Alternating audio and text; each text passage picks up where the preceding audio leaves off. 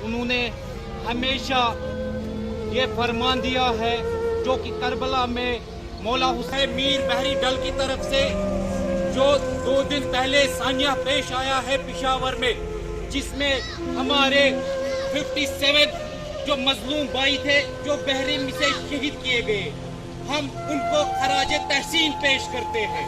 ہم ان پیس کا ہمیشہ پیس کا ہی مظاہرہ کریں گے، ہم کوئی پتھر بازی کا مظاہرہ کبھی نہیں کریں گے، کیونکہ ہم مظلوم قوم ہیں اور مظلوم رہنا بہتر ہے بس بذریعے کے باطل رہے۔ ہم باطل قوتوں کے خلاف ہمیشہ آواز بلند کرتے رہیں گے، جیسے ہمارے مولا حسین نے کربلا میں یہ ثابت کر دیا ہے۔ جیت ہمیشہ حق کی ہوتی ہے اور باطل ہمیشہ زمین بوس ہو جاتا ہے۔ اور آپ سب آئے آج اس پروٹیسٹ میں حصہ لیا، میں آپ سب لوگوں کا بھی شکر گزار ہوں۔ یہ قوم جو ہے ایک تمیزدار قوم ہے، یہ ہمیشہ سے پیس کا مظاہرہ کرتے ہیں، مظاہرہ ان کے ساتھ ہوتا ہے، ہماری آواز ہمیشہ بلند ہوتے رہے گی۔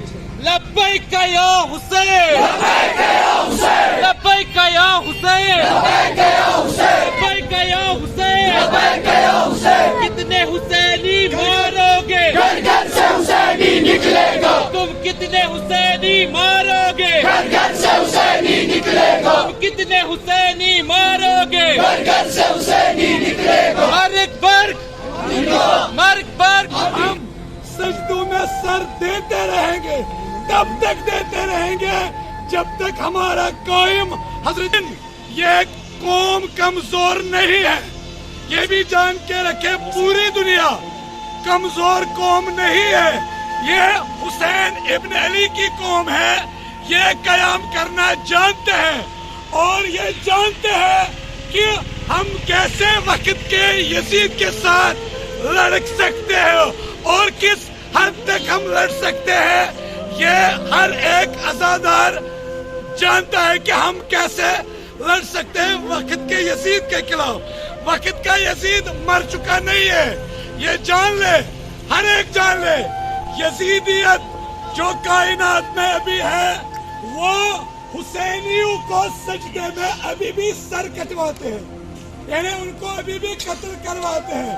ابھی بھی حسینی موجود ہے کائنات میں جن کے سر کاٹے جاتے ہیں سجدوں میں۔ یہ ہم قربانی دیتے رہیں گے۔ زہرا تبدیل کیا گیا ہے، ہم اس کے خلاف پوری پرزور سے مذمت کرتے ہیں۔ اور وآخر دعوانا والحمدللہ رب العالمین والشہداء صدیقین، شہداء کربلا، شہداء پشاور، سورہ مبارکہ فاتحہ۔